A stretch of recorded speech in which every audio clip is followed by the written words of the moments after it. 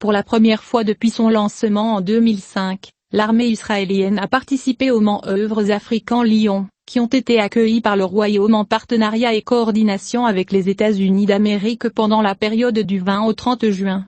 Une délégation israélienne composée de 2 officiers a participé à des exercices de terrain et tactiques principalement axés sur la coordination conjointe, l'élaboration de plans d'urgence et la confrontation à des situations difficiles nécessitant une action rapide.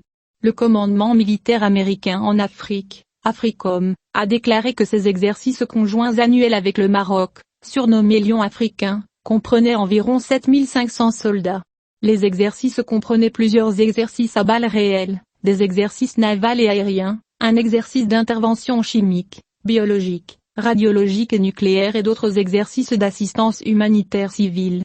Israël a envoyé 2 officiers dans l'armée israélienne et le chef du département Moyen-Orient et Afrique du Nord au ministère de la Défense, qui sert également d'attaché militaire au Maroc.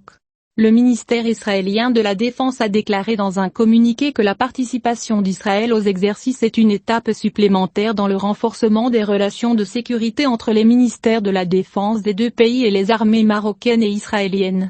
Israël a envoyé au Maroc une délégation composée du ministre de la Défense et de membres de l'état-major israélien pour signer plusieurs accords militaires et de sécurité. Des opportunités de coopération militaire ont été discutées, que ce soit dans la formation ou dans les domaines des opérations et du renseignement, avait alors déclaré Tzahal.